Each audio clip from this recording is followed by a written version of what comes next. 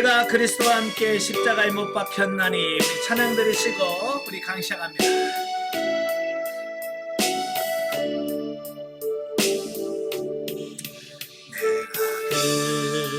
그리스도와 함께 십자가에 못 박혔나니. 그런 득이 이제 내가 산 건 아니여. 오직 내 안에 예수께서 다시 인하시리라. 이제 내가 육체가 사는 것은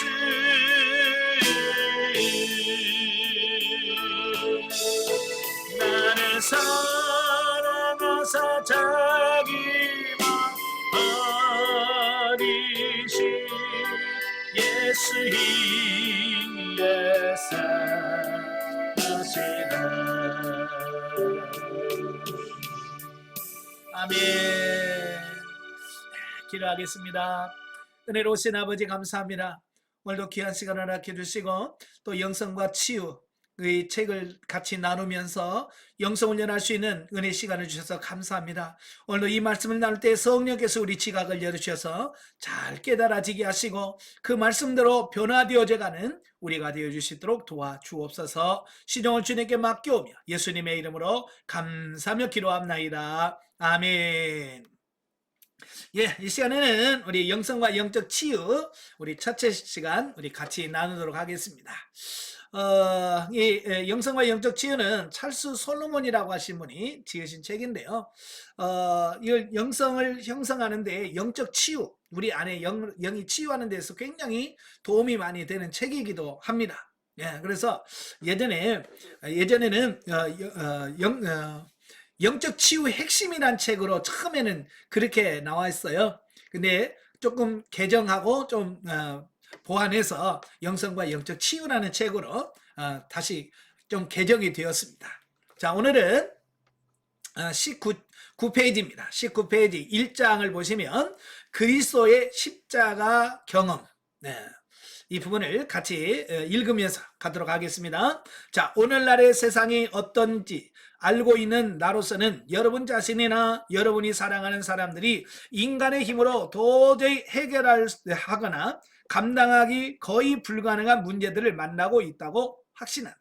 그죠? 우리가 세상에 살다 보면 내 힘으로는 도저히 불가능해 라고 하는 문제, 여러 가지 난제들을 만나게 된다는 거죠. 얼마 전에 한 친구 목사와 목회자들이 사역자로 살아가면서 그들이 겪었던 심한 억눌림과 스트레스에 대하여 이야기를 나눈 적이 있다. 목회자들이 개인과 가정 안에 가지고 있는 많은 문제들과 교회, 목회 생활 속에서 겪고 있었던 많은 갈등들에 대한 것이었다. 그는 또 이런 문제들은 예전에 가지고 있었던 그런 문제와는 상황들이 다른 새로운 것들이라고 했다라고 하는 겁니다. 이게 무슨 말이냐면 시대가 급변하면서 교회 안에서 신앙생활을 하고 있는 그 사람, 성도들의 어떤 태도나 어떤 가치 기준이 많이 달라지더라는 사실이에요. 예, 저는 지금 현대에 지금 30년, 제가 96년부터 목회를 했고 제가 87년부터 전도사 생활을 했거든요. 이게 87년부터 전도사 생활을 해서 지금 거의 38년 정도 이 사역을 하는데 그 시작하는 그 시간부터 지금까지 올 때 보면 이 변화가 굉장히 심하다라고 하는 것을 많이 느껴요. 다시 말하면 세대 간에 이런 차이가 참 많이 있어요. 예를 들어서 설명한다면 이런 거예요. 자, 교회가 어지러워졌어요. 어지러워지면 60대, 70대는 아이고 교회가 어지럽네. 그래서 빗자루 찾고요. 걸레 차려서 청소를 합니다. 다는 아니에요. 그래도 60대, 70대는요. 교회가 지저분하면 내가 치워야지. 그래서 치웁니다. 그런데 요즘에 30대, 40대는 교회가 어지러우면 어떻게 해요? 사찰 찾습니다. 사찰은 뭐 안 돼? 월급 받고 청소도 안 하고 이제 그렇게 되는 이게 똑같은 교회가 어지러운 건데 그 사람의 그 세대의 차이가 그렇게 많이 난다 그 말이에요. 예전에 제가 어렸을 때 젊었을 때만 해도 예를 들어서 담임 목사님이 교회가 어지러워서 빗자루 들고 가면 여러분 같으면 어떡합니까? 담임 목사님 교회가 어지럽다고 교회 청소하러 가면 여러분 어떻게 해요? 아, 주세요, 주세요. 제가 갈게요. 그러잖아요. 그죠? 이건 이제, 어른 세대, 이제, 나이 많은 세대나 그래요. 요즘 젊은 세대는 그렇지 않아요. 뭐 하세요? 청소요? 아, 그래요? 열심히 하세요? 그래. 예, 이게 뭘 말하냐면, 이 세대 간에 이런 차이들이 많이 나오는 거예요. 제가 안양에서 목회하면서, 이 청년부들 때문에 참 고민이 많았어요. 좀 그래서 청년부 전임 전도사를 세워서 이렇게 청년부를 이렇게 관리하도록 했는데 이 청년부들이 영적으로 성장도 안 되고 변화도 안 되고 너무 어려운 거예요. 제가 목회를 하다 보니까 너무 어려운 거예요. 그래서 고민하다가 이제 교회도 재정적으로 어렵고 그래서 이제 전도사들 다 내보내고 제가 직접 청년부를 지도하기 시작을 했어요. 나이 차도 우리 뭐 한 30년, 20, 거의 30년 차이 나잖아요. 저하고 청년 세대라고 거의 30년 차이가 나니까 와 생각하는 차이가 굉장히 많이 나더라고요. 예. 자, 예를 들어서 저희 세대는 뭐냐면 야 내가 오늘 밥 살게 가자. 우리 세대는 그래요. 누군가가 내가 밥 살게 가. 이게 우리들 세대는 그렇잖아요. 근데 요즘 젊은 청년들은 그렇게 안 해요. 야 오늘 밥 먹으러 가자. 밥값 야 10,000원씩 내. 각자 10,000원. 그래서 각자 10,000원씩 내가지고 그렇게 가요. 심지어 청년들은 뭐라고 하냐. 목사님 거 내요. 목사님도 밥값 내요. 그래야. 처음에는 그게 문화 충격으로 부딪히는 거. 이거 뭐야. 우리 세대는 얘기 안 그랬는데. 네. 요즘 꼰대라고 그러죠. 나 때는 안 그랬는데 이라고 하는 그 말 한 게 참 그것 때문에 처음에는 적응이 잘 안 되더라고요. 그런데 이래 한 달, 두 달, 1년 해보니까 그게 그렇게 편한 거예요. 예전에는 야 밥 먹으러 가자. 아이고 10몇 명씩 데리고 와서 밥 먹으면 밥값이 얼마나 부담돼요. 혼자가 치려면 이게 부담되더라고 말이에요. 그런데 이제 각자 터치페이 하니까 그냥 부담 없이 가서 모일 수도 있고 그냥 그게 좋더라고요. 그러니까 이 가치관이 안 바뀌어서 이 사고가 이걸 안 바뀌어서 그렇지 바뀌어지면 편한데 그러니까 이게 안 바뀌면 지금도 교회 안에서 이 세대 간의 차이 때문에 수많은 갈등이 많은 거예요. 그러니까 지금 그걸 지금 이 저자가 이야기하고 있는 거예요. 그러니까 저는 이제 목사님들 만나서 이야기하다 보면 우리 때는 안 그랬는데 옛날에는 안 그랬는데 우리 그런 말 참 많이 하거든요. 그렇죠? 세대가 그렇게 많이 변화되고 차이가 나니까 이제 그럴 수 있다는 거예요. 자, 교재로 가시면 자, 오늘날의 신자들은 교회 생활에 대한 충성도가 계속 낮은 상태인데 그것은 가정 구조 파괴로부터 오는 당연한 결과다라는 겁니다. 이게 교회 충성도라고 하는 말은 예전에 보면 그 할아버지, 어머니, 그 다음에 손자, 손녀까지 한 교회에 다니는 게 어쩌면 그게 정상적이라고 생각을 했어요. 그래서 할아버지부터 손자들까지 같은 교회 다니면서 우리는 4대째, 뭐 5대째 이 교회에 충성하는 옛날엔 그게 어찌 보면 자랑이었고 자부심이었단 말이에요. 근데 지금은 이제 대가족이 아니라 대가족 제도, 핵가족 제도로 쪼개지면서 이제 이주를 자주 하게 되는 거예요. 그죠? 직장에 따라서 자주 옮기고 하다 보니까 교회를 자주 옮기다 보니까 이제는 예전에는 이 교회 내가 평생 다닐 교회라고 어찌 보면 그런 충성도가 있었지만 지금은 젊은 사람들에게는 이 교회 내가 평생 다닌다라고 하는 그런 마음이 없어요. 예, 그래서 상황에 따르면 바꿀 수 있지 뭐 이렇게 생각한다고. 그러다 보니까 이 목회를 하는 목회자의 입장에서는 이게 어려운 거예요. 옛날에는 평생 같이 가는 어떤 동역자라고 하는 개념에서 시작했는데 요즘에는 그런 개념이 없어지니까 목회자들에게는 굉장히 이것도 또 충격인 거죠. 자, 이 낮은 교회 충성도와 또 목회자들이 항상 맡고 있는 모든 문제들 때문에 목회란 직업이 좋은 선망의 대상이 되지 못하고 있다라고 하는 겁니다. 그죠? 예전에는 신학교 경쟁률이 굉장히 셌어요. 저는 이제 신대원 들어갈 때 보면 뭐 1점 몇 대 몇, 뭐 이런 뭐 2대 1, 뭐 이렇게 됐다고요. 그러니까 그 신대원 들어가려면 막 머리 싸매고 공부해가지고 들어가요. 근데 그게 점점 줄어들어요. 요즘에는 미달입니다. 예, 미달이에요. 그러니까 예를 들어서 100명을 모집하면 100명이 와야 되는데 100명이 안 와. 90명, 80명밖에 안 와요. 이제 목회자 수급 문제가 고민이 되는 시대가 왔다 그 말이에요. 왜냐하면 이 사고와 가치관이 바뀌고 성도들의 그 평생 어떤 교회에 대한 충성도 이런 것들이 점점 떨어지다 보니까 사람들이 내가 목회를 해야 되겠다라고 하는 어떤 그런 사명감이라든지 이런 게 많이 줄어들게 돼요. 그래서 목회자가 지원하는 사람들이 점점 줄어가고 있는 것이 오늘날의 현실이다 그 말이에요. 나는 나의 친구가 우려하고 있는 것에 대하여 공감한다. 왜냐하면 내가 바로 그런 중압감과 싸웠고 경험하면서 또 그것 때문에 그런 문제들에 대한 답을 찾게 되는 계기가 되었기 때문이다. 자, 이런 압박과 스트레스를 극복하는 것에 있어서 거부 혹은 거부당함, 이 거부와 정체성에 대한 개념들을 이해하는 것이 매우 중요하다. 그리고 많은 사람들이 다 상담자의 도움을 받기 힘들겠지만 누구에게나 실망을 주지 않는 하나님의 말씀과 최고의 상담자이신 성령님에게로 나아갈 수 있다. 예, 우리가 어떤 문제, 내가 해결할 수 없는 문제가 있을 때 우리에게는 최고의 상담자가 있다는 겁니다. 바로 예수 그리스도와 성령님이라고 말이에요. 아시겠죠? 그래서 여러분들 고민이 있으면 성령님께 나가서 기도하시고, 예, 물으시고, 예, 그러시면 성령께서 여러분이 가르쳐 주실 거라고 말입니다.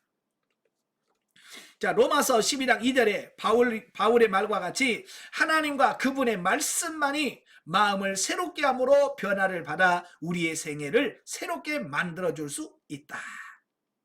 자, 나의 경우도 성경 말씀에서 구원에 대한 의미나 생애의 영적인 여정에 대한 해답에 대한 가르침을 받을 다른 도움을 필요로 했지만 그런 도움을 얻지 못했다. 자, 많은 사람들이 그래요. 성경이 답이다. 성경에서 답이 다 있습니다. 라고 말하는데 어때요? 여러분 문제의 해답을 성경에서 찾습니까? 다 찾고 있어요? 다 찾습니까? 아니, 못 찾고 있다고 말이에요. 심지어는 뭐라고 하냐면 알아요. 나도 안다고요.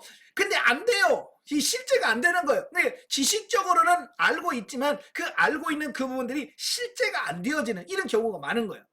예를 들어서 이런 거예요. 성경 보면 걱정하고 있는데 성경이 뭐라고 그래요? 근심하지 말라. 예, 근심하지 말라. 넌 걱정하지 마라. 근데 알아. 성경 구절 알아. 근데 여기서 걱정이 되는 걸 어떻게? 근심이 되는 걸 어떻게? 염려가 되는 걸 어떻게? 예, 말씀을 몰라서가 아니라 말씀을 아는데 그게 실제가 안 되어지는 이런 경우들이 많이 있더라는 거예요.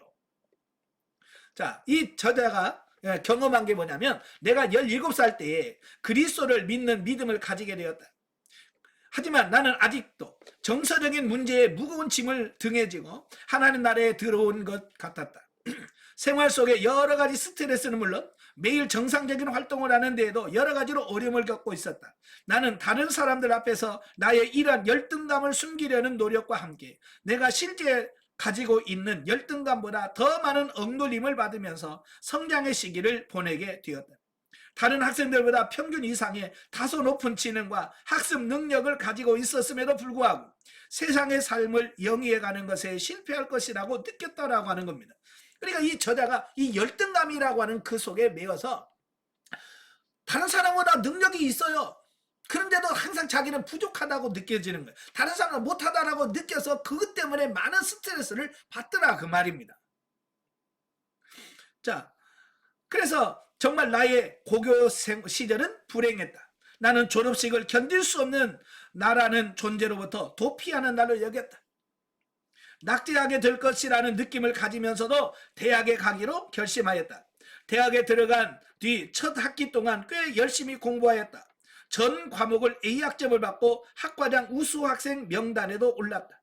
그런데도 열등감은 사라지지 않았다. 나는 내가 평균 이상의 성적을 유지하고 있다는 것을 인지하고 있었다. 하지만 계속되는 열등감으로 인하여 나는 모든 학생들이 나보다 훨씬 많이 잘 알고 있다고 느끼고 있었다. 자, 이 열등감이라고 하는 게 뭐예요? 다른 사람들보다 내가 못하다라고 느끼는 감정을 말하거든요. 그러니까 늘 다른 사람과 비교하면 난 저 사람보다 못해 라고 하는 그 생각 속에서 살아가고 있다는, 이건 열등감은 어찌 보면 이 세상에 있는 사람이 누구나 다 가지고 있습니다. 그죠? 정도의 차이일 뿐이에요. 열등감이 심하냐 조금이냐의 차이가 있지. 예. 아마 여러분도 다 열등감 가지고 있을 거예요. 그죠? 그래서 교회에서 가보면 권사끼리 막 비교하잖아요. 예? 예?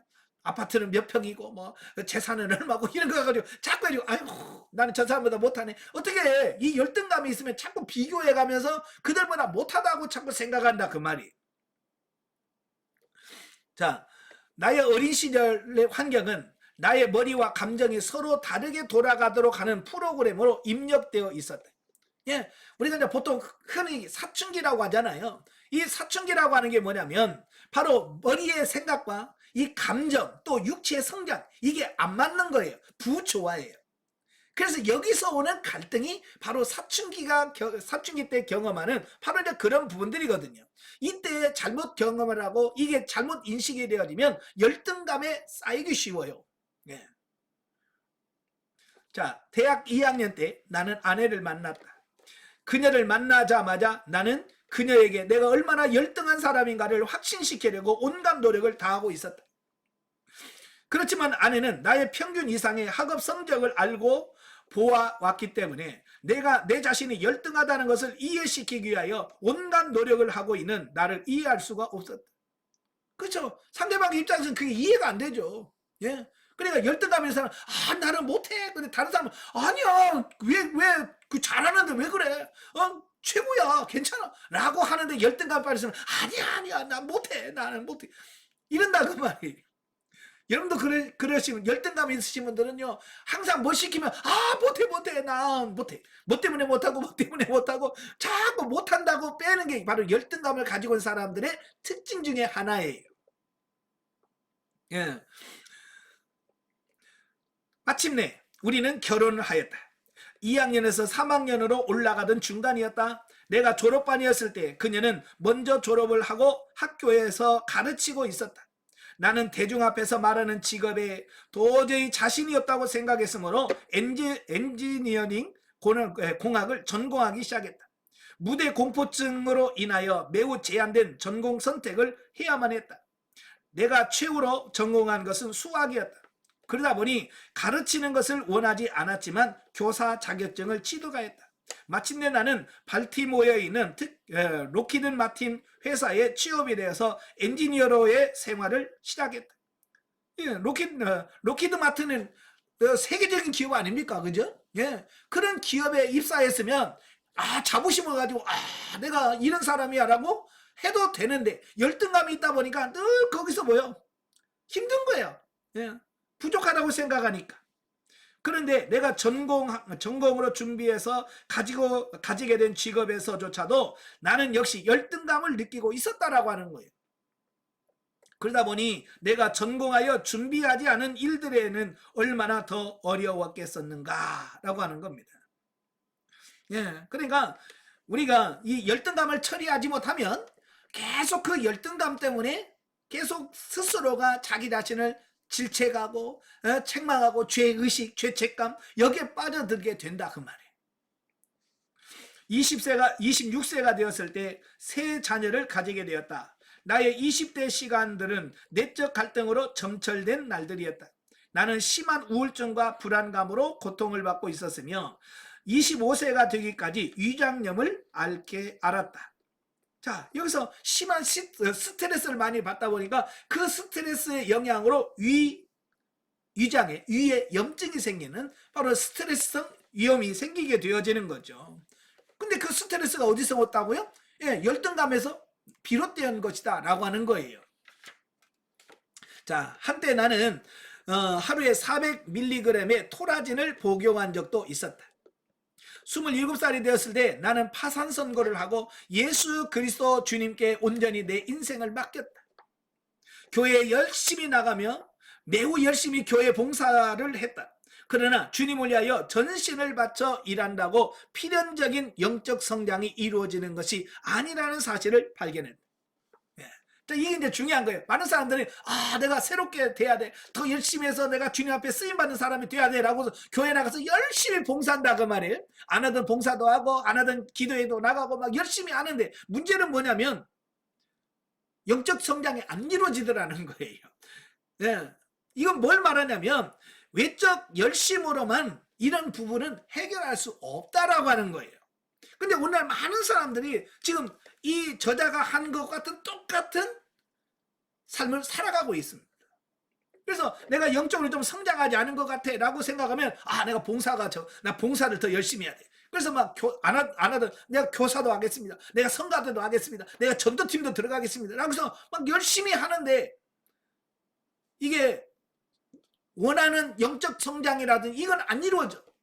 그러니까 막 힘을 짜서 하다 보니까 결국은 뭐냐, 얼마 가지 못해서 탈진 현상이 일어나게 돼. 여러분 이제 번아웃이라는 말을 많이 쓰잖아요. 번아웃 됐다. 완전 녹초가 돼. 성장하지 못한 상태에서 계속 영적 에너지를 사용하다 보면 나중에 탈진돼서 그냥 떨어지는 날이 온다 그 말입니다. 이전에 회사를 따라 덴버로 이사하기로 결정하였다. 덴버에서 우리는 엄격한 말씀 중심의 교회에 다니는 생활을 하게 되었다. 끝없이 계속되는 엄격한 예배에 참석하였다. 내가 해야 할 일과 가정에서의 짐이 점점 증가되었다. 그러나 증가되는 우울감과 불안감으로 인하여 그 환경에 대처해야 하는 나의 능력을 점점 상실하게 되었다라는 겁니다. 그래서 직장 일과 교회를 위한 계속적인 봉사가 내가 가정을 위해 주어야 했던 시간마저도 빼앗아갔다. 그런 상황은 나의 병적인 감정들과 함께 가정에서 남편과 아버지로서의 나의 역할을 거의 할 수 없도록 만들었다라고 하는 겁니다. 우리 한국교회가 율법주의적인 신앙생활을 하는 교회들이 너무 많아요. 그래서 막 열심히 막 봉사하고 섬기고 막 일주일에 막 하루도 빠짐없이 저녁마다 가서 기도해야 하고 이런 교회들이 많거든요. 어찌 보면 그게 영적으로 굉장히 성장할 수 있다고 생각하지만 그렇지 않아요. 꼭 그렇지만은 않아요.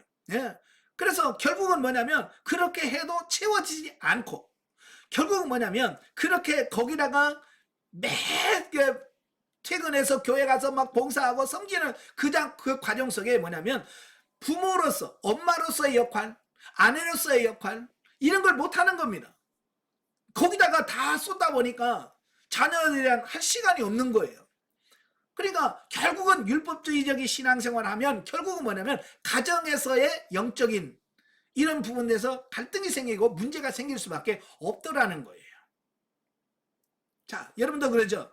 일주일에 특별히 고난주가 같은 경우 매일 저녁에 기도회 하잖아요. 일주일에 저녁마다 8시부터 10시까지 기도한다고 칩시다. 그래서 매일 그 저녁 먹자마자 교회 가서 일주일만 해보세요.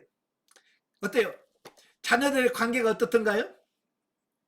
힘들어지죠. 만나서 같이 밥도 먹었는데 밥도 못 먹지, 같이 대화도 했는데 대화도 못하지. 차라리 애들이 어렸을 때는 괜찮아요. 이제 중학교 들어가면요, 사실 이 부모하고 자식들하고 만나는 시간이 거의 없어요. 그러다 보니까 이 부모와 자녀와의 관계가 떨어지고, 나도요 아침에 직장 가서 힘들게 하고 와서 오자마자 또 저녁에 교회 가서 또 그거 하고 오지. 그러면요 피곤하잖아요. 그래서 집에 들어오면 애들이 그러잖아. 아빠 놀아줘. 그러면 뭐라 그래? 됐어, 나 지금 피곤해. 저리 가. 이렇게 된다고요. 그래서 그렇게 열심히 봉사하다 보면 탈진이 오게 되고, 탈진 오므로 통해서 자녀와의 교제가 돼야 되고 대화가 돼야 되고, 이게 막혀진단 말이에요. 그래서 더 많은 문제들이 발생하게 되더라라는 사실이에요. 그래서 제가 영성훈련 하면서 그래요. 교회 봉사 너무 많이 하지 마라. 네. 저도 목사입니다만은 내가 탈진될 만큼 봉사해서는 안 돼. 내가 감당할 수 있는. 그래서 여러분 주일날 교회 가서 봉사하고 집에 들어가서 아이고 피곤해 죽겠다 하고 이불 속에 들어가면 문제가 있는 거예요. 이건 탈진이 벌써 일어난 거예요. 예. 좀 더 가면 그 사람 번아웃 돼요. 나중에는 교회 가는 그 자체가 아이고 힘들어. 오늘 또 교회 가야 돼. 오늘 주일이야. 아우 힘들어. 이렇게 된다고요. 그러면 영적인 성장이 되겠습니까? 성장 안 돼요. 영이 메말라가 버려요. 그래서 나중에는 교회 가서 나도 모르는 사이에 졸고 있어요. 예. 졸고 있다고. 그래서 뭐예요? 아, 나 교회 가서 예배 드렸다고. 그냥 가서 앉아있는 그것으로 좋게 하는 그런 단계까지 가버려요. 이게 심각한 거예요. 그래서 봉사를 하더라도 내가 감당할 수 있는 것만큼 하셔야 돼. 욕심 많아가지고 막 5개, 6개 해가지고 막 그것만 헐레벌떡 해가지고 집에 들어가자마자 아이고 피곤해 죽겠다. 그러면 이거 안 돼. 사실 교회에서는 영적인 충전이 일어나야 되거든요. 네? 영적인 충전이 일어나서 주일날 예배를 끝나고 집에 들어갈 때 막 힘이 넘쳐서 들어가도 일주일에 살면서 승리할까 말까 그래요. 그죠? 근데 주일날 예배 드리고 집에 가면서 아예 져갖고 아이고 죽겠다고 기어 들어가는데 세상에 나가서 승리할 수 있겠어요? 벌써 졌는데. 그러니까 맨날 세상에 나가서 싸워보지도 못하고 아예 패배의 삶을 살아가는 게, 그러니까 신앙에 무슨 재미가 있겠어요? 이게 무슨 영적인 성장이 나오겠습니까? 여러분 자신부터 한번 점검해 보세요. 내가 주일날 모든 예배, 저녁 예배까지 마치고 집에 들어갔을 때 내 상태가 어떠냐? 힘이 팔팔하게 남아있느냐? 아니면 퍼져있냐? 따져보세요. 만약에 여러분 지쳐서 힘들다고 침대부터 간다면 여러분이 지금 번아웃 상태예요. 여러분 자신을 점검해야 돼요. 이거 점검하지 않으면요 자기가 속는다니까요. 그래서 맨날 내가요 교회 맨날 봉사를 몇 가지를 하고요. 맨날 거기서 속아요. 그게 중요한 게 아니라니까요. 내가 지금 죽겠는데. 자, 나는 내 자신을 잊어버리고 어떤 다른 활동과 일에 전념할 때에는 어느 정도 나 자신이 느끼는 즐거움도 가지고 있었다. 그러나 나의 치유되지 않은 내적 갈등은 항상 그 즐거움 바로 밑에 숨어 있었다라고 하는 겁니다. 자, 그러니까 많은 사람들이요, 이게 힘드니까 그 힘든 것을 잊어버리기 위해서 뭔가에 집착을 하게 돼요. 그러니까 이 영적인 번아웃에 빠진 사람들은요, 그걸 해결해 보려고 뭔가에 집착을 한다고요. 예, 그래서 중독에 빠져요. 많은 사람들은 일 중독에 빠집니다. 왜? 막 일에 빠져가지고 막 하면 잠깐 있거든요. 예, 그렇죠? 그래서 막 일을 하다 보면 조금 그 부분에서 해소가 되는 것 같은 느낌을 받아요. 그래서 아예 그냥 일에 몰두해 버리는 겁니다. 근데 일을 열심히 한다고 생각하지만 일 중독인 거예요, 그게. 네.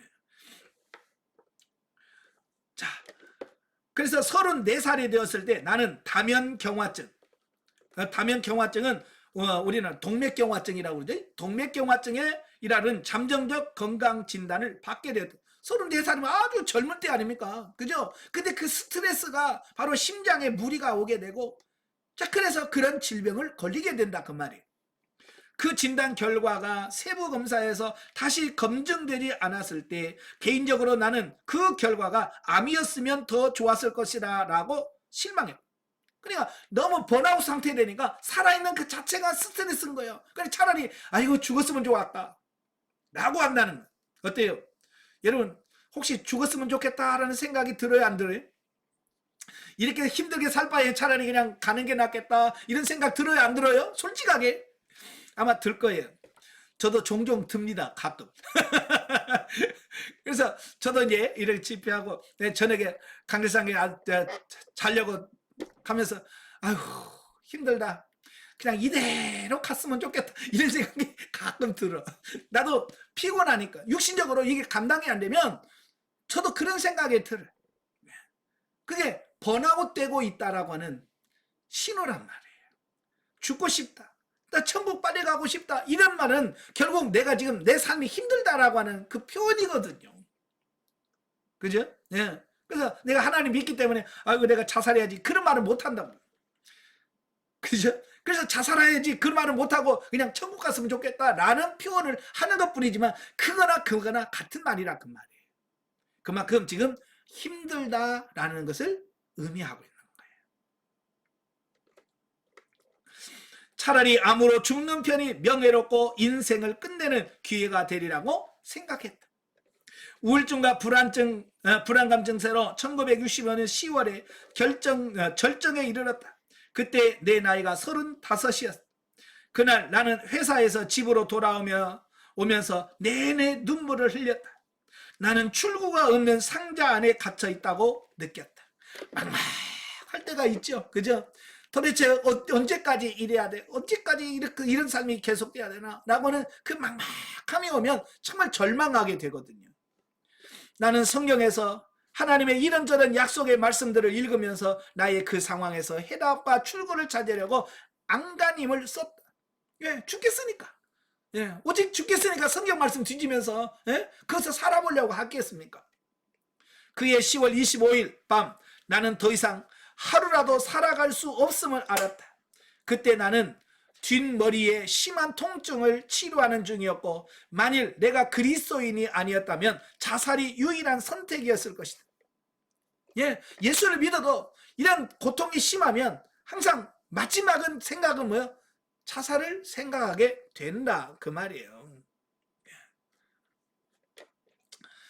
자, 성령님이 내 인생의 기로에서 간섭한 것이 바로 그때였다. 예, 막 절망적인 순간, 절정적일 때 하나님께서 그의 인생에 개입하셔요. 간섭을 하신다 그 말입니다. 그날 밤 나는 갈라디아서 2장 20절을 읽고 있었다. 내가 그리스도와 함께 십자가에 못 박혔나니. 당시 나는 하나님에게서 어떤 다른 사람에게조차 도움을 찾겠다는 모든 희망을 포기한 상태였다. 그러나 하나님께서 은총의 손을 펴시고 주권적으로 그날 밤 나는 나의 생애 속에 주님이 들어오셨다. 예, 여러분, 내가 나를 포기할 때 주님이 역사하실 때입니다. 그죠? 근데 내가 포기를 해하고 내려놔야 돼. 내가 못 내려온단 말이에요. 내가 어떻게 하든지 해보려고 막 발버둥 치면, 예, 하나님이 우리 안에 들어오셔서 역사하실 수가 없는 거예요.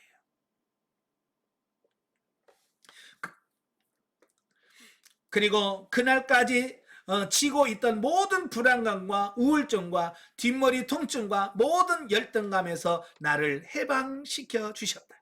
예, 예수 그리스도를 만나는 순간 모든 문제는 해결이 되는 거예요. 예, 이 전인적인 해방감이 하루 이틀 지속되었다. 그리고 나자 다시 옛 감정들이 뇌리 가운데 들어오곤 했다. 예, 이런 은혜를 받아도요, 이게 오래 못 가요. 네, 영적으로 성장하지 못하면 이게 며칠 못 가요. 예전에 여러분들 영성훈련 받기 전에 부흥회 때 은혜 많이 받았잖아요. 그죠? 부흥회 때 참석해서 은혜 많이 받고 진짜 막 천국 같은 삶을 살았지만 며칠 가요? 며칠 못 가잖아요. 그죠? 바로 이분도 그런 거예요. 그래서 나는 성경이 말하는 성령 안에서 동행하는 삶을 배워야만 했다. 네. 첫 걸음으로 성령 충만 이후 나는 계속적으로 성령님께서 내 삶을 주관하시도록 허락하는 과정을 배워가야만 했다라고 하는 겁니다. 많은 사람들이 이 해방을 경험하고 난 후에 그걸 지속적으로 유지를 못하는 경우들이 너무 많은 거예요. 은혜를 받고도 그 은혜를 계속 유지를 해야 되는데 유지를 못한다라고 하는 것입니다. 여러분도 계속 그 하나님과 동행하는 삶이 유지되는, 이게 중요한 겁니다. 자, 나는 나의 새로운 시작한 새 삶의 길에서 나를 제자로 자라도록 도와줄 사람이 없었기 때문에 이어진 2, 3년 동안에는 영적으로 올라갔다 내려갔다 하는 과정을 거치기도 했다라고 하는 겁니다.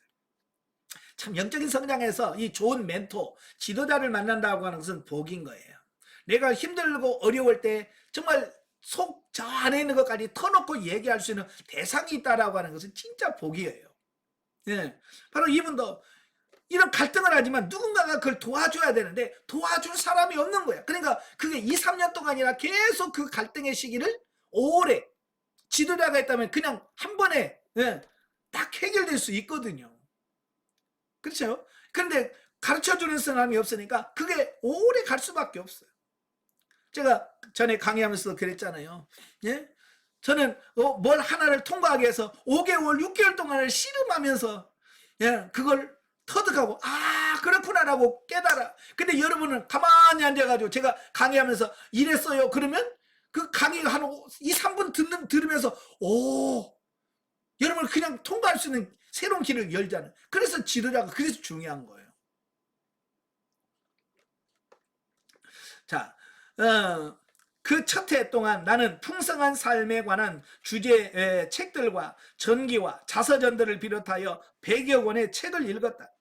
나는 또한 하나님께서 내 생애 속에 행해진 것을 신학적으로 이야기하여 바울 서신을 연구하며 많은 시간을 보냈다. 2년의 시간을 보낸 뒤 나는 하나님께서 나의 감정적인 연약함들로부터 나를 자유롭게 해주셨으면 마찬가지로 다른 사람에게도 동일한 일을 하실 수 있으리라는 확신이 들었다. 그러니까 이런 막 연구를 하다가 막 고민하다 보니까 자기가 변화된 것을 경험한단 말이에요. 경험하니까 나도 이렇게 변화됐다면 다른 사람도 치유할 수 있구나 라고 하는 확신을 갖게 된다는 겁니다. 제가 지금 영성훈련을 하는 것도 마찬가지예요. 제가 영성훈련을 해서 영성훈련을 통해서 내 자신을 변화되어지고 영적으로 성장한 것을 경험해 보니까 내가 된다면 다른 사람도 되겠지. 그래서 이 영성훈련을 하는 거거든요. 만약에 제가 이것을 변화되지 못했다고 한다면, 이 성장을 경험하지 못했다면 제가 이거 포기했을 거예요. 내려놨을 거예요. 그러나 제가 되는 거 보니까 여러분도 되겠다는 거예요. 그래서 영성훈련을 하는 거거든요. 자, 상담 현장에야말로 내가 발견했던 해답들을 서로 나눌 수 있는 좋은 기회가 되리라는 생각이 들었다라고 하는 겁니다. 그리고 나는 콜로라도 대학교 상담학 석사 과정에 등록하였다. 그러니까 이 고난을 통해서 하나님께서 어떻게 해요? 그가 갈 수 있는 길을 이끌어 가시는 겁니다. 그러니까 옛날에 진짜 죽을 고생했네. 그 죽을 고생이 결국 나의 인생을 수정하고 주님이 원하시는 방향으로 바꿔가도록 역사. 그러니까 이 저자인 솔로몬이 그런 게 없었다고 한다면 이런 거 했겠어요? 안 했죠. 그냥 돈 벌고 그냥 세상에서 행복한 그걸로 만족하면서 그냥 살았겠죠. 그러나 이런 정신적인 열등감 때문에 고통하고 고민했기 때문에 그거 가지고 씨름하다가 결국은 내가 해결받고 내가 해결받은 것 보니까 다른 사람도 치유가 가능하겠구나 라고 해서 상담학으로 전공을 바꾸는 겁니다. 당시에는 아직도 상담학 과정에서 영적인 내용에 주목을 받지 못했던 시절이다. 그러니까 이 영성 상담이 관심을 가지니까 얼마 안 돼요. 몇 년 안 됩니다. 미국에도 1970년대부터 그때부터 영성이 관심을 갖게 되고 영리에 관심을 가졌거든요. 그러니까 많은 사람들은 심리학적인 어떤 이런 부분에 관심을 많이 가져요. 그래서 지금도 상담학 그러면 심리학부터 가잖아요. 심리상담, 무슨 상담 해가지고 이렇게 들어가잖아요. 근데 영적 상담이라고 하는 영적인 부분을 다루는 상담은 없어요. 요즘 근래에서야 이제 영성 상담이라고 하는 어떤 이런 부분이 생겨났지만 예전에는 그런 자체가 없었어요. 제가 신대원 다닐 때만 해도요, 영적 상담, 영성 상담 이런 말 들어보지도 못했어요. 나는 상담 선교 사역을 위한 나의 이런 결심을 안고 기도하고 있었는데 주님께서는 이사야서에 두 말씀을 주셨다. 이사야 58장 10절 11절이었다. 줄인 자에게 내 심령을 동하며 괴로워하는 자의 마음을 만족해 하면 내 빛이 흑암 중에서 발하여 내 어두움이 낮과 같이 될 것이며 나 여호와가 너를 항상 인도하여 마른 땅에서도 내 영혼을 만족해 하며 내 뼈를 견고케 하리니 너는 물된 동산 같겠고 물이 끊어지리 아니함 하는 샘 같을 것이라. 1969년 12월에 나는 석사 과정을 마쳤다. 그리고 그 후에 하나님께서는 1월에 나를 항공우주산업의 자리에서 해고시키셨다. 왜? 이제는 너는 육신의 어떤 그 세상 일을 하는 게 아니라 이제는 영혼을 위해서 일하라고 하나님께서 그 직장에서 해고시켰습니다. 예. 여러분도 이제 하나님이 일할 때 되면 여러분의 직장에서 해고시킬 날이 옵니다. 그러면 나는 뭐 먹고 사나 그러지 말고, 아, 하나님께서 내가 영적인 다른 일을 하라고 하나님께서 이렇게 하셨구나 라고 하시고, 예? 해고됐다고 너무 슬퍼하지 마세요. 아시겠죠? 예. 1970년 2월 나는 상담 사역을 시작했고, 동시에 북부 콜로라도 대학에서 상담학 박사 학위를 시작하였다. 나는 사람의 복합적으로 영적인 면과 심리학적 면을 고려한 독창적인 프로그램을 개발하여 추진하는 일에 허락을 받았다. 나의 연구는 내가 영적 치유라고 처음 명명했던 분야로서 박사 학위를 받기로 되어 있었다.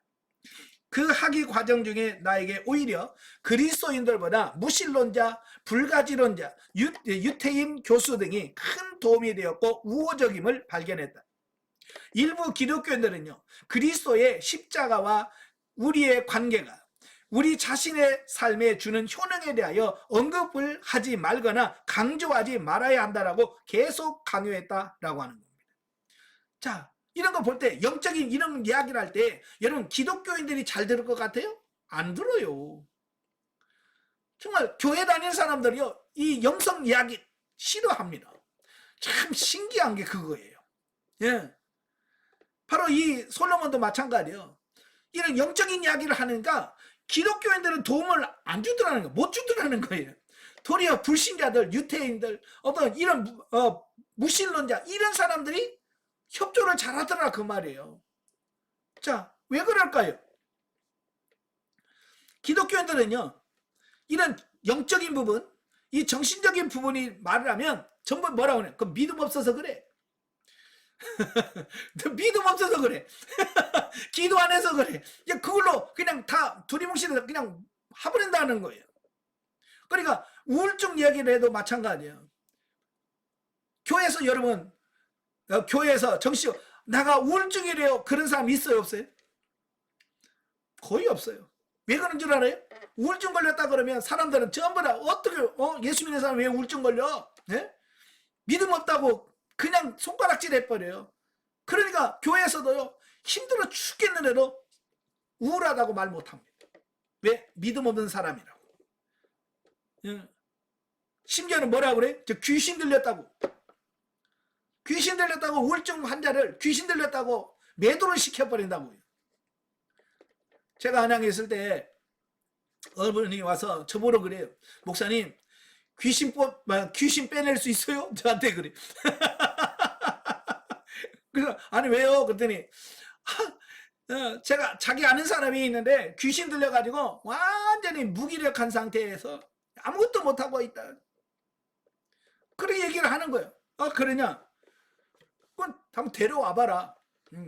데려와서 한번 보자. 그래서 데려왔어요. 진짜 완전 바보야. 멍청해. 멍하고 눈도 맹하고 아무것도 못하는 거예요.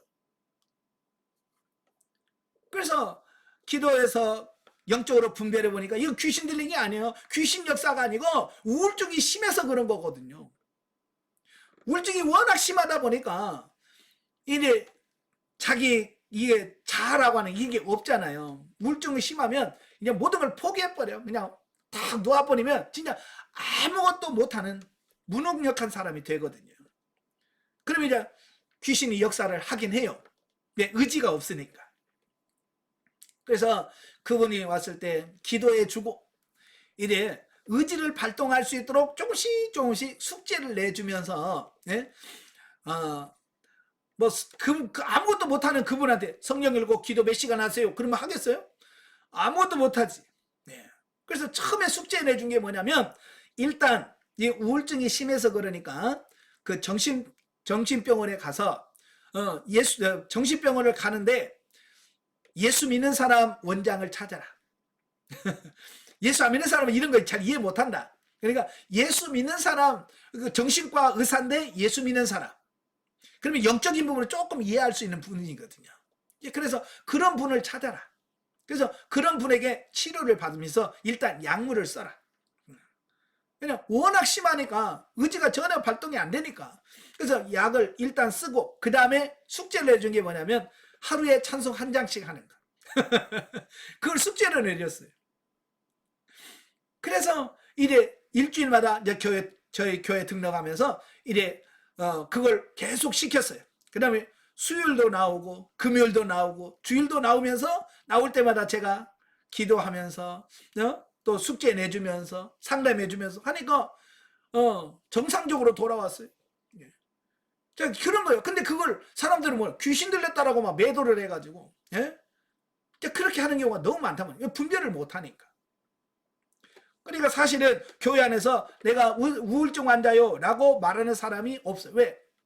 그렇게 말하는 그 순간 나는 그 사람들로부터 믿음 없는 사람으로 낙인 찍혀버리는 거예요. 목사가 돼가지고 사모가 돼가지고 권사가 돼가지고 이래서 완전 낙인 찍혀버린다고요. 그러니까 그걸 아무 말도 못하는 거예요. 지금 이 찰스 솔로몬이 바로 이제 그런 거예요. 오늘날 아직도 일부 그리스도인들은 이러한 가르침에 도리어 반대되는 입장이다. 나는 방어적 태도만을 취하지 않을 것이다. 그리스도의 십자가는 다수의 교제 장소로서 마련된 곳이 결코 아니며 앞으로도 십자가가 그런 곳이 되지 않을 것이다. 십자가와 그 가르침을 가슴으로 깊이 만난 사람들은 자신이 아직 목적지에 도착했다고 생각하지 않는다. 가장 밑바닥에 왔을 때뿐이며 아직 끝이 아니라고 믿는다. 믿는 자의 삶에서 십자가는 깨어짐과 고통이다. 그렇죠? 십자가 자체가 뭐예요? 죽는 장소잖아요. 깨어짐의 장소예요. 그것이 바로 우리 주님께서 겪으신 삶이다. 목회자들이나 상담가들이나 심리학자들 그리고 정신분석가들이 모두 우리와 똑같은 사람이라는 것을 상기할 때 육체의 삶에서 승리를 향해 가야 할 여정이 우리들과 결코 다르지 않다는 것을 잊지 말아야 한다. 사실 십자가의 길에서 끝내는 경주란 없다. 우리 중 어느 누구도 그의 주인보다 큰 사람이 없기 때문이다. 우리가 우리 주 그리스도를 경험하는 인생의 여정에서 진정한 승리를 원한다면 우리 모두가 주님의 십자가의 길을 가야 한다. 신자가 그것을 깨닫기 전에는 상담에서든지 목회에서든지 생명은 죽음에서 나오고 승리는 실패에서 나온다는 이 교훈을 계속 거부할 것이다. 우리는 이 진리를 깨달으셔야 돼요. 십자가에서 먼저 내가 죽는 과정이 필요하다는 걸 여러분 깨달으셔야 돼요. 내가 1965년 절망의 날들 속에서 알게 된 것은 그리스도 예수의 십자가의 체험은 한 번에 끝나는 것이 아니라 진행 과정에서 계속되는 경험이라고 하는 사실입니다. 예. 그래서 우리는 한 번 죽고 한 번 죽나 끝나는 게 아니라 매일같이. 그래서 사도 바울이 뭐래? 난 날마다 죽노라 그랬잖아요. 그죠? 나는 날마다 죽노라. 그래서 정신줄 놓으면 안 되고요. 중간에서 포기하면 안 돼요. 끝까지 가셔야 돼요. 하나님께서 그 날들과 그날 이후로도 계속적으로 나의 삶 가운데서 많은 일들이 일어나도록 허용하였다. 왜냐하면 그것들이 내가 영적으로 성장해 나가는 것에 하는데 좋은 장양분이 되었기 때문이다. 그죠? 만약에 이분에게 그런 고난이 없었다면, 그런 어려움이 없었다면, 그런 아픔이 없었다면 이렇게 할 수 있겠습니까? 없었죠. 그것이 결국 이렇게 자신의 길을 찾도록 하시는 그 영양분, 자양분이 됐다라고 하는 거예요. 우리 모두가 위치 혹은 지위로서 이미 그리스도 안에 들어와 있지만 상태로는 우리 모두가 그리스도인이 되어가는 과정 속에 있다는 것은 나는 배우게 되었다. 그냥 많은 사람이 나는 다 됐어, 나는 이 정도면 됐어 라고 생각하기 때문에 문제가 되어지는 거예요. 우리는 죽을 때까지, 그래서 제가 영성은 졸업이 없다, 죽을 때까지 계속 가야 된다라고 말하는 이유가 바로 이런 거예요. 우리가 언젠가 그분과 함께 거하게 될 때까지는 우리는 이 세상에서 그리고 우리 자신 안에서 계속해서 죄를 처리하고 싸워야 하는 여정을 피할 수 없다라고 하는 겁니다. 아시겠죠? 예, 여기서 살아있는 동안 이게 완성이 안 돼요. 여러분이 이 세상의 삶을 끝나고 주님 앞에 갈 때 그때 완성이 되어지는 거예요. 그러니까 죽을 때까지 우리는 계속해서 가야 됩니다. 아시겠죠? 자, 거부와 그 결과. 상담에 대한 모든 연구들이 수년간에 걸쳐 지속된 발전을 거듭해왔다. 내가 1970년 사역을 시작할 때 나는 내담자의 면담 과정의 일부로 그들의 지난 생의 내력을 파악하려고 노력했다. 그 과정 중에 내가 상담하는 사람들의 생애 속에서는 나오는 공통적인 실마리를 발견하게 됐다. 그것은 거부당함이었다는 거예요. 예. 그러니까 이 상담을 하다 보니까 결국은 뭐냐면 그 현재 상태가 되기 위해서는 그 지나온 과거, 예, 과거가 굉장히 중요하다라는 겁니다. 그러니까 지금 그 상황에 오게 된 것은 그냥 하루아침에 뚝 되는 게 아니라 어렸을 때도 성장해 오면서 그런 과정에서 많은 상처와 아픔을 통해서 그렇게 되어졌다는 거예요. 그래서 그 과정 중에 공통점이 나오는데 그게 뭐냐면 거부당함이었다는 거예요. 어떤 내담자들은 명백한 거부를 말로 또는 신체적으로 그들의 부모님이나 그들의 삶의 중요한 사람들에게서 받았던 적이 있다라고 하는 겁니다. 그 외에 많은 다른 사람들은 좀 더 미묘한 상황으로 말미암아 거부를 받았었다라고 하는 거예요. 그러니까 이 거부를 당한다라고 하는 것은 그 마음에 상처를 받았다는 거예요. 예. 그렇잖아요. 여러분도 마찬가지예요. 내가 뭘 부탁을 했는데 상대방이 싫어, 안 해, 못 해줘. 그러면 그 말을 듣는 순간 내 말을 안 들었네 라고 하면서 이 안에 상처를 받게 되잖아요. 그죠? 거부당했다라고 하는 그 거부감 때문에 이게 상처가 된다 그 말이에요. 그래서 부모들에 하여 공개적으로 거부를 받았던 사람들은 그에 대하여 분노나 불신들을 기억하며 마음속에 간직하고 있었다. 그렇지만 이들은 현재 정서적 사회적 관계에서의 어려운 적응력과 과거 어린 시절에 잊을 수 없는 거부 사건들과 연관성에 대하여 전혀 알지 못했다라고 하는 사실입니다. 그러니까 어렸을 때 부모로부터 버림을 받은 고아라든지 이런 사람들은 그를 뭐냐면 자기 자신도 잘 모른단 말이에요. 그래서 어릴 때 받은 상처가 어른이 되어서 그게 나타나게 되어지는데 왜 자신이 그런지를 자기 자신도 모른다는 거예요. 그러니까 예를 들어서 이런 거예요. 막 성질을 내고 막 이런 사람들이 있잖아요. 그건 언젠가 어렸을 때 받은 상처가 있기 때문에 혈기를 막 내는 거거든요. 그죠? 근데 많은 사람들은 그 어릴 때 받은 거 싹 잊어버려. 싹 잊어버리고 내가 왜 그런지 몰라. 나는 왜 이러는지 몰라. 라고 생각하면서 그냥 모르면서 살아간다는 거예요. 그게 문제라는 거예요. 자, 미묘한 방법들로 거부당했던 사람들은 적지 않은 감정적 손상을 받았지만 그 근원에 대하여 인식하지 못하고 있었다라고 하는 겁니다. 그게 문제점이라고 느끼지 못하고 산다라고 하는 겁니다. 그래, 나는 원래부터 그런 사람이야. 나는 원래부터 그랬어. 라고 하면서 사는 거예요. 어떤 사람들은 실제로 그의 부모들이 그 자녀를 찾고 싶지 않다라는 말을 들었다. 이건 직접적인 거부죠. 나는 너 같은 아들 필요 없어. 옛날에 뭐 자녀들 많이 낳을 때 아들 낳으려고 낳는데 딸 낳잖아요. 그럼 날 때부터 그 아버지나 할머니나 할아버지들이 그 굉장히 미워하잖아요. 어릴 때부터. 너는 태어나지 말았어야 되는데. 그러면서 이렇게 공식적으로 막 거부당하는 사람도 있잖아요. 그 커서도 늘 그걸 얘기하는 거예요. 이렇게 상담하다 보면 바로 그런 부분들이 다 나와요. 반면에 다른 사례는 부모들이 그들을 양자로 다른 사람에게 주었던 경우 등이다. 예를 들면 어릴 때 입양아가 되었던 자신들은 명백하게 거부당했던 것이다.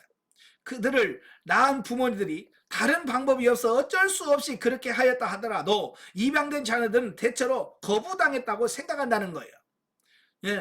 그런 거부의 행위를 당한 것은 무엇인가 자신이 잘못됐거나 부족해서라고 생각을 한다는 겁니다. 그치? 내가 뭔가 부족하니까 나를 낳은 부모가 나를 자식으로 삼지 않고 다른 집에 양자로 줬다라고 생각한다는 거예요. 또 어떤 사람들은 그런 거부를 당했지만 당시 그것을 거부라고 인식하지 못하기도 했다는 거예요. 여기서 내가 뜻하는 거부란 의미 있는 사랑의 결핍을 의미합니다. 그러니까 이 거부당함이라고 하는 말은 거기에 연결된 사랑이 없다는 뜻이 아니라 무조건적으로 충분히 채우고 세워주는 사랑이 없었다는 것입니다. 그러니까 우리 사람도 이게 성장해 가면서 그 성장함에 필요한 사랑을 충분히 받고 자라야 돼요. 근데 사랑의 결핍이 일어난단 말이에요. 사랑의 결핍이 일어나게 되면 그 채워지지 않는 부분 때문에 성장해서 어른이 되었을 때도 인격적인 문제가 발생되어지는 이런 부분이 생긴다 그 말이에요. 제가 예전에 안양에서 목회할 때 항상 저는 시동을 자동차 시동을 켜면 극동방송이 그냥 나오게 해놨어요. 그래서 극동방송을 늘 들었는데 어느 날도 제가 주일 저녁 예배를 마치고 이제 오후 예배 마치고 이제 집에 가려고 시동을 탁 켰는데 마침 그 정태기 목사님, 예, 지금도 하시나 모르겠어요. 상담을 해주는 그 프로그램이 하고 있더라고요. 그래서 그걸 듣고 가는데 어떤 남성 집사님이 그 정태기 목사님한테 상담 내용을 올렸어요. 그 상담 내용이 뭐냐면 자기 아내가 있는데 다른 사람하고 있을 때는 안 그러는데 이 아내하고 단둘이만 있으면 갑자기 자기 아내가 아기가 된다는 거예요. 갑자기 남편하고 아내하고 둘만 있으면 갑자기 혀 짧은 소리, 아기 흉내내면서 야빵 그러면서 아기 그 혀 짧은 소리 있잖아요. 그 소리를 자꾸 한다는 거예요. 듣기 싫어 죽겠는데 자꾸 야봐 그러면서 아기가 아빠한테 하는 듯한 그런 어투를 가지고 막 계속 한다는 거예요. 그래서 당신이 몇 살인데 지금 아기처럼 그러냐고 아무리 뭐라고 해도 그게 안 고쳐진다는 거예요. 그걸 상담용으로 올린 거예요. 이거 어떻게 했으면 좋겠냐.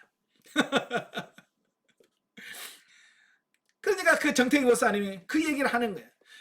그 아내가 어렸을 때 친정 아버지로부터 충분한 사랑을 받고, 예, 그걸 채웠어야 되는데 이 친정 아버지가 엄해서 아버지 앞에 자기 친정 아버지한테 그런 어리광이라든지 이런 걸 해본 적이 없는 거예요. 왜? 아버지가 너무 엄하니까, 친정 아버지가. 그러니까 그걸 채웠어야 하는데 그걸 채우지 못한 상태에서 그냥 그렇게 자라다가 신랑을 만난 거예요. 그래서 결혼을 했어. 결혼을 했는데 이 어렸을 때 그게 채워지지 않으니까 그걸 결혼해서 남편으로부터 그걸 채우려고 하는 거예요. 그러니까 단둘이만 있으면 갑자기 아기처럼 된다는 거예요. 그래서 그분이 뭐라고 말하냐면 그럴 때 그걸 이해를 하고 마치 친정 아버지가 그 어린 아이를 대하듯이 충분하게 사랑을 베풀어 줘라. 예. 애기처럼 아이고 우리 애기 그러면서 이렇게 엉덩이 두들겨 주고 그러면 그게 채워지면 그게 없어질 거라는 거예요. 그런 상담을 하더라고요. 그걸 보니까 가끔 우리 여집사님 권사님들이 하는 말이 있거든요. 우리 남편은 꼭 애기 같아요. 그런 얘기를 아니에요. 꼭 나이가 60이 넘었는데 아직도 애기같이 반찬 투정하고 막 한다는 거야. 근데 그게 왜 나올까요? 예, 어렸을 때부터 못했던 거예요. 집에서 부모님이 워낙 엄격해서 그런 걸 해보질 못한 거예요. 그러니까 결혼해서 아내에게 그걸 채우고 싶은 거야.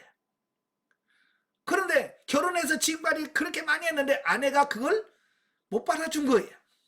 계속 구박만 한 거야. 몇 살인데 지금 애기처럼 그러냐고.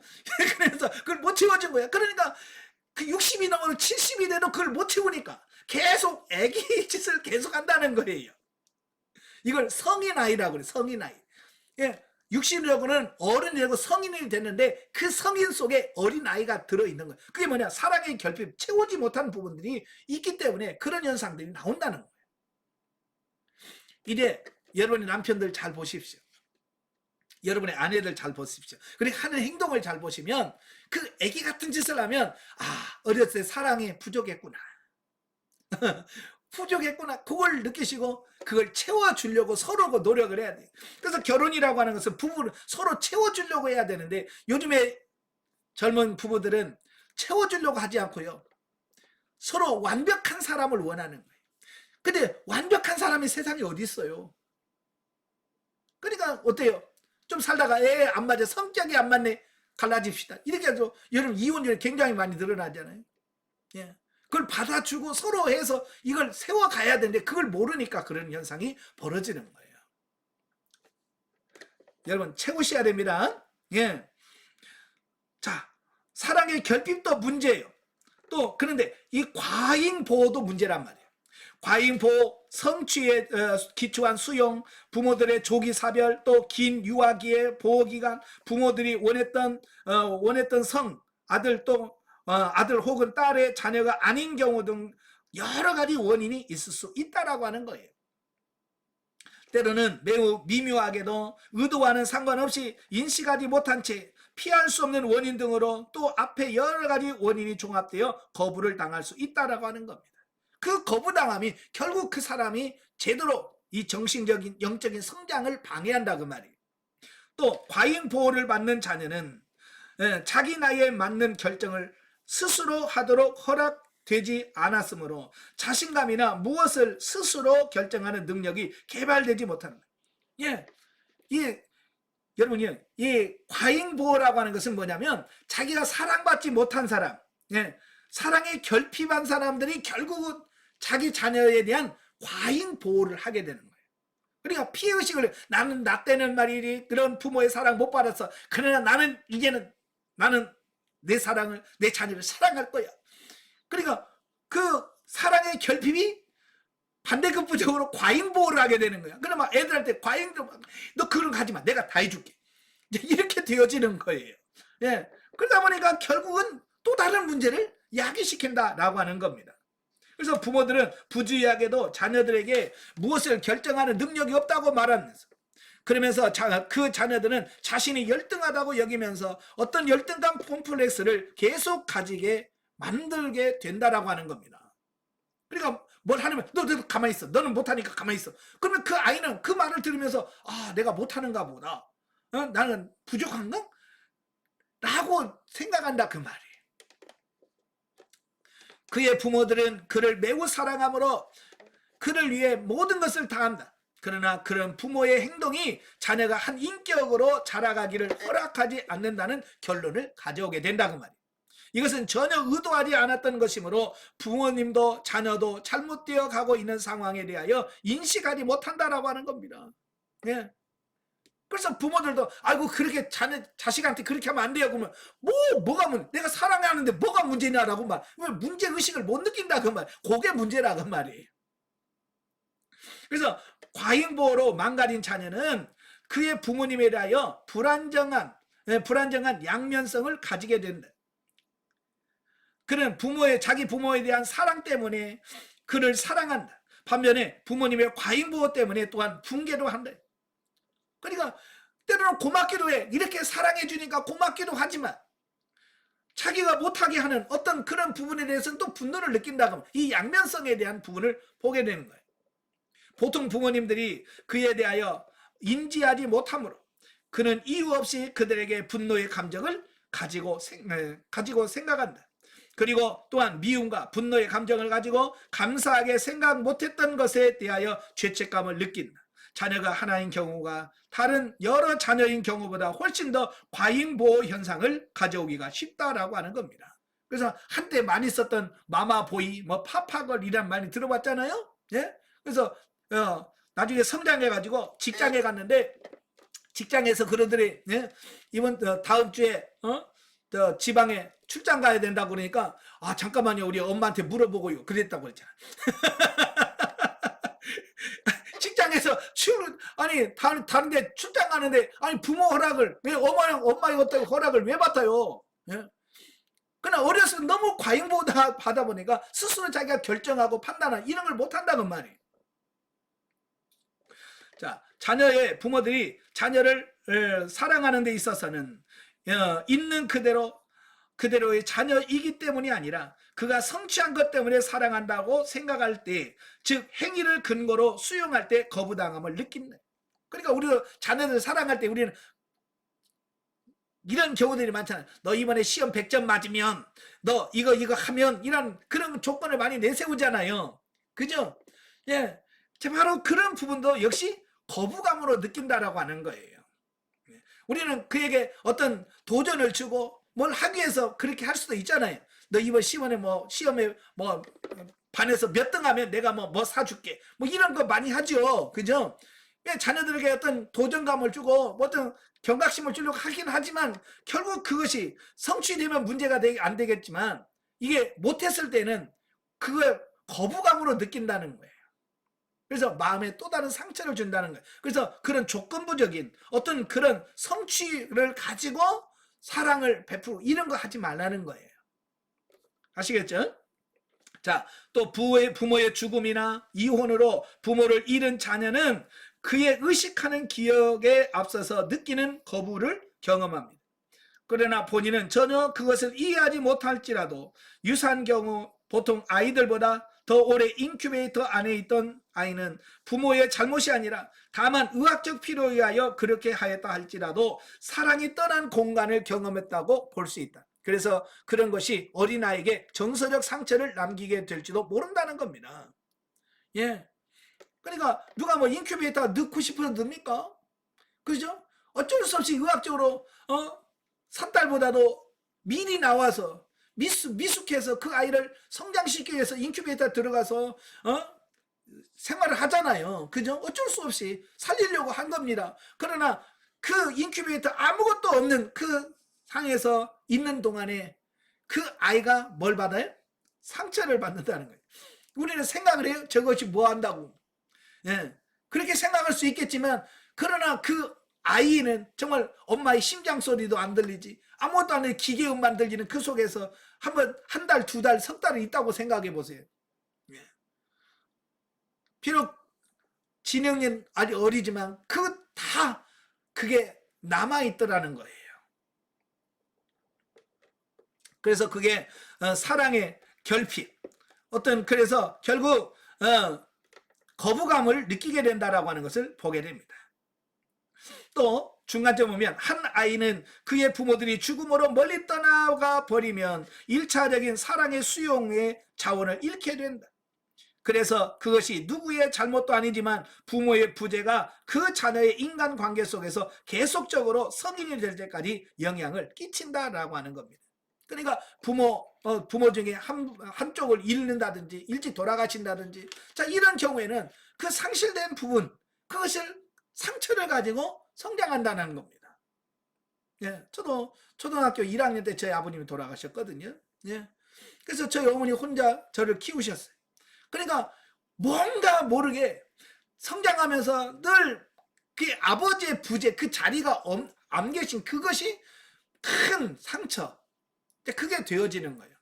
그러니까 다른 친구들은 아버지하고 아버지를 찾는데 나는 아버지를 찾을 데가 없잖아. 그죠? 예. 운동회를 해도 초등학교 운동회를 해도 엄마만 오잖아요. 예. 반대는 엄마 아빠가 늘 와가지고 막 양쪽에 손잡고 이렇게 들어주고 하는데 나는 그런 것도 못 해준다는 그냥 그런 부분에서 오는 상처들이 제가 초등학교, 중학교, 고등학교를 가면서 표현은 안 하지만 내 안에 남아있더라는 거예요. 그건 의도적인 건 아니었잖아요. 그죠? 아버님이 돌아가신 거 그거 어떻게 해? 근데 요즘에는 의도적으로 많은 사람들이 이혼하고 갈라서고 그러면서 오는 상처들이 엄청난 거예요. 그래서 좀 그 자식들을 위해서라도 부모가 조금 인내하고 견디고 참고 이래야 되는데 요즘엔 전부 이기적이 자기중심적이다 보니까 애 받는 거 상처 생각하진 않아요. 자 거기 보면 14살의 한 소년이 있었는데 그의 아버지와 형이 교통사고로 죽었다. 어머니는 중상을 입었다. 그는 6살이었을 때다. 그는 학교에 다닐 수가 없어서 선생님이 그의 집에 와서 그를 가르쳤다. 내가 그에게 믿음으로 하나님께 모든 것을 맡기는 것에 대하여 가르칠 때 그는 갑자기 내가 그의 배를 칼로 찌르기나 한 듯이 움켜쥐고 있었다. 그리고 그는 내게 재산제를 가지고 있느냐고 물었다. 그는 9년 동안 심한 정서 문제 속에 지내오고 있었는데 어떻게 할 수가 없었다라고 말합니다. 그러니까 그게 부모를 잃고 형을 잃은 그것이 큰 고통으로 남아 있다라고 하는 거예요. 얼마나 스트레스가 컸을까요? 이런 거부감 증상 때문에 고통을 받고 있는 사람들은 그의 성격의 어떤 면에서 자신을 심히 거부하게 된다. 때로는 그런 증상들이 사회적으로 수용될 수 있을 정도로 어떤 경우는 수용될 수 없는 심각한 정도로 나타나기를 합니다. 그렇죠? 그래서 심한 사람들은 우울증에 걸리고 병원에 들어갈 수밖에 없는 상처가 있기도 하고 어떤 사람은 그게 좀 정도가 약해서 그냥 일상생활 하는데 어려움이 없을 정도 이 정도의 차이는 있다고 말이에요. 특히 그를 괴롭히고 있는 그 건강하지 못한 감정을 메꾸어 보려고 노력할 때 사회적으로 받아들일 수 없는 무리한 행동들이 나오게 된다라고 하는 겁니다. 그래서 한동안 문제가 됐던 게 뭐냐면 묻지마 폭행이라는 말이 있잖아요. 그죠? 상대가 없어. 그냥 화가 나니까 그 화를 그냥 지나가는 사람 아무나 붙잡고 막 패고 이렇게 되어지는 거예요. 그래서 자신의 인격이 당했던 그 거절감의 기억과 영향은 그 거부함의 정도와 그 지속된 기간에 따라 달라진다. 그리고 그것이 일어나는 때는 그 사람의 나이에 따라 다르다. 때로는 사랑이 많은 할아버지나 할머니 또는 어떤 특별한 사람들이 어린 아이들의 삶에 있어서 거부감의 결과를 줄일 수 있다. 그죠? 양부모가 일찍 죽었어도 그 할아버지나 어쩌면 친척 중에 사랑이 많아가지고 그를 품고 그 사랑을 충분히 채워지면 그게 또 해결될 수 있다는 거예요. 그래서 고아였지만 그 고아한 원장이 너무 사랑이 풍성해가지고 정말 풍성하게 해서 고아로 자랐지만 그 부모의 그 고아로서 받은 그런 거부감, 상처가 없이 된 사람이 있거든요. 그러니까 고아라고 해서 다 100% 잘못되는 건 아니에요. 그죠? 그걸 채워줄 수 있는 선생님이라든지 누구라든지 이런 게 있어서 그걸 채워지면 그게 적어지지만 그게 없을 경우는 문제가 되어지는 이런 부분을 보게 돼요. 자, 거부를 당했던 사람들은 자기 자신뿐만 아니라 다른 사람들, 자신의 배우자까지도 거부하게 된다. 예. 그래서 많은 사람들이 의처증 걸렸다고 그랬잖아요. 그게 뭐냐면 어렸을 때 부모로부터 거부당한 사람들은 늘 언제 저 사람이 나를 버리지 않을까라고 하는 그 마음에 그런 게 있어요. 그래서 늘 결혼해서도 남편에 대해서 못 믿는 거예요. 언제 나를 버릴까? 그 불안감에서 사는, 그 불안감에서 나온 게 의부증이에요. 예. 그런 사람들은 또한 자신의 책임은 없는 것으로 무마하면서 다른 사람들과 다른 어떤 관계 속에서 문제가 생기면 모든 책임을 다른 사람에게 돌리려고 한다. 그래서 이 거부당한 사람의 특징이 뭐냐면 모든 책임을 다른 사람 막 다 넘기는 거예요. 예. 저 사람 문제, 저 사람 때문이다. 부부간에도 그래. 맨날 저 사람 때문이다. 우리 집 문제는 당신 문제야. 당신이 문제야. 예? 이러면 서로 상대방에게 다 전갈. 요게 바로 내가 거부당한 그게 있는 사람들의 특징 중에 하나라 그 말이에요. 내 문제입니다. 내가 그랬습니다. 내가 문제예요. 라고 말하는 사람은 나은 사람이에요.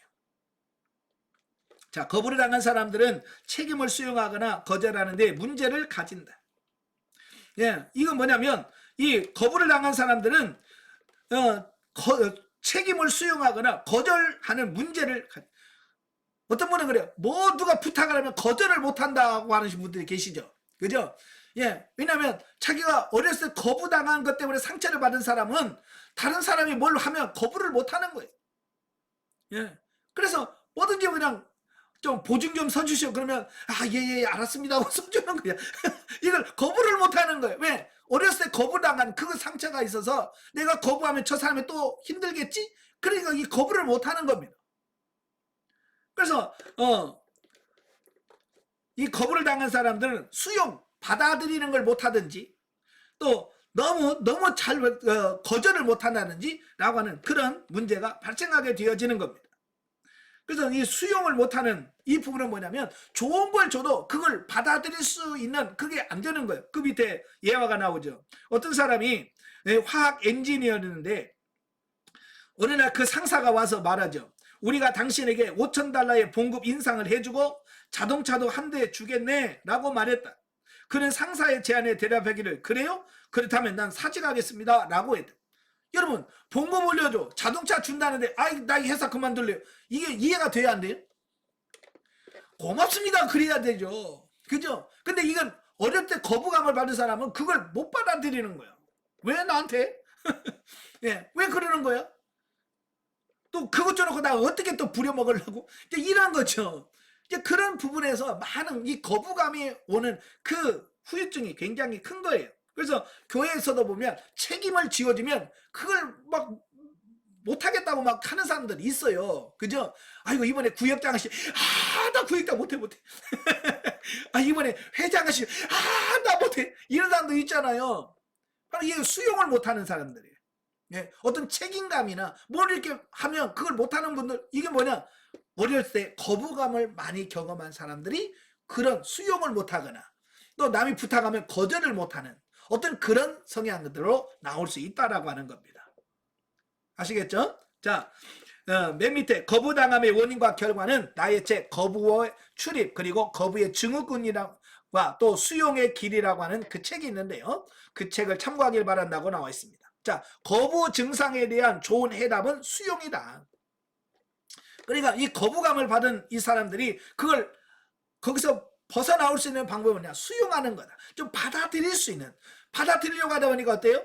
이게 치유가 되어지고 이 마음이 내가 치유가 되어지고 마음이 넓어져야만 수용할 수 있는 이런 부분이 생기겠죠. 자, 그러나 사람의 수용이 거부감으로 아주 못된 짓을 해놓은 뒤에 상한 감정들을 온전히 치유하기는 힘들 것이다.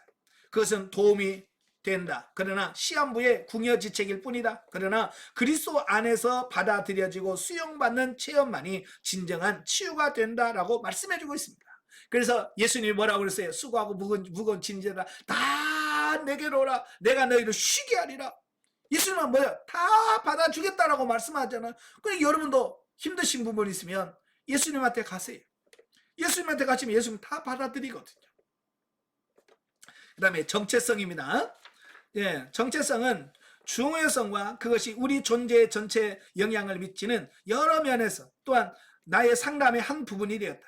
한 사람이 그의 정체성을 무엇으로 보느냐 또는 그가 자신에 대한 자신을 위해 형성하기를 원하는 정체성이 무엇이냐 그가 수용하기 위하여 어디를 찾는가를 결정하기 때문에 그렇다라고 하는 겁니다. 그러니까 자신의 정체성을 바르게 알아야 되는데 이 바르게 정체성에 대한 이걸 잘못 찾으면 답을 못 찾아요. 여기서는 정체성이라고 나와 있지만 우리가 훈련을 해서는 정체성이라고 하는 말 대신에 자라는 말을 사용합니다. 그러니까 우리는 이 책에서 정체성 말 나오면 우리는 이게 자를 말하는 거구나. 예? 자를 말하는구나 라고 그렇게 받아들이셔야 합니다. 예. 대부분의 신자들은 이 거부감의 정도에 따라 긍정적이든 혹은 부정적이든 그들에게 주어진 정체성과 함께 살아간다.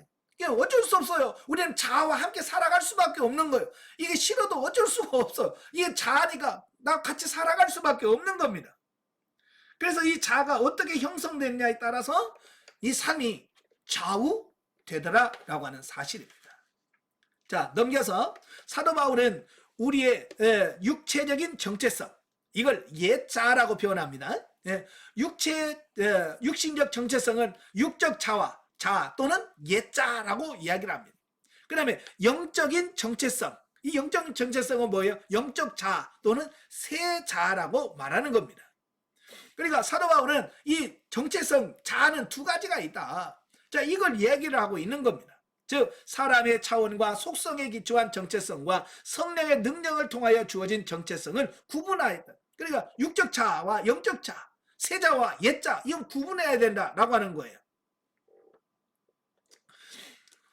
다시 거부의 문제를 생각할 때 받아들일 수 없는 육적인 정체성을 치유할 수 있는 것은 진정한 영적인 정체성뿐이다.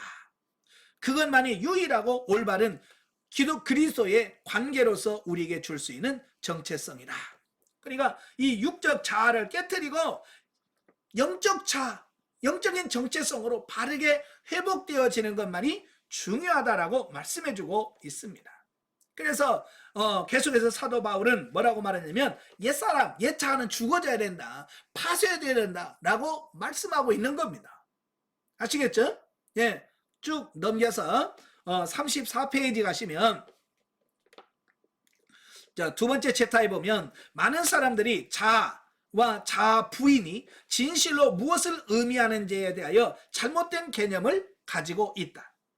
어떤 이는 세상적인 즐거움을 부인하는 것이 명령을 이루는 것이라고 생각하기도 합니다. 또 어떤 이는 십자가를 지는 것이 심한 장애 아동을 돌보는 일 등을 함으로써 어떤 짐을 지는 것이라고 생각합니다. 그렇지만 명확한 것은 우리가 자아가 무엇인지를 바로 알지 못하면서 우리 자신을 부인한다는 것은 어려운 일입니다.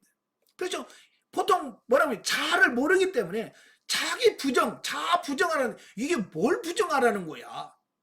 이 자아를 알면 여러분은 이제 이해가 다 되시죠? 왜? 자아에 대해서 여러분은 이미 들었고 알았기 때문에 이 자아 부정, 자기 부정이란 말이 무슨 말인지 알고 있거든요. 그래서 누구든지 자기를 부인하고 십자가를 지고 오라고 그랬잖아. 그 자기를 부인한다는 것은 뭐예요? 옛 자아에서 나오는 그것을 우리가 부인하지 아니하고 이걸 부정하지 않으면 우리는 변화가 없다라고 하는 것을 말씀해주고 있습니다. 자, 여러분도 이제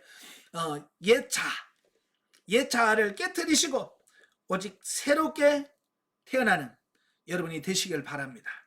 아시겠죠? 예. 자, 35페이지 보시면 성역 구절 위에 보면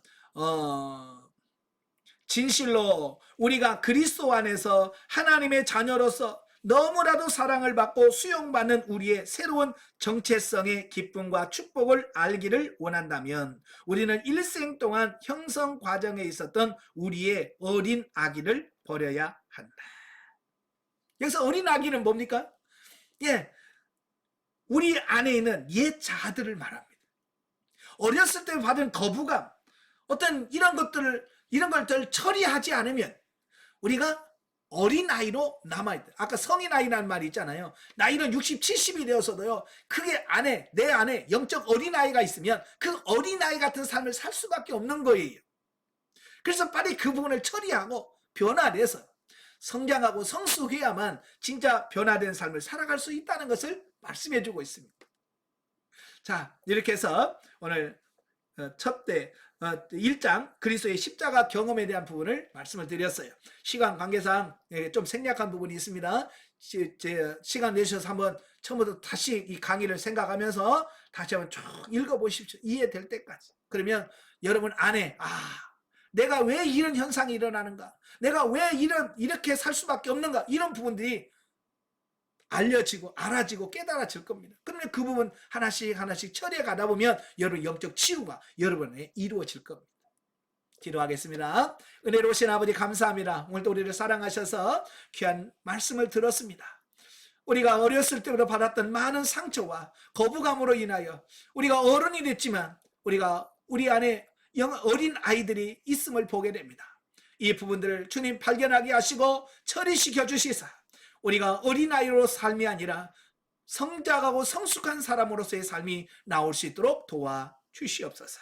예수님의 이름으로 감사하며 기도합나이다. 아멘. 하나님 감사드립니다.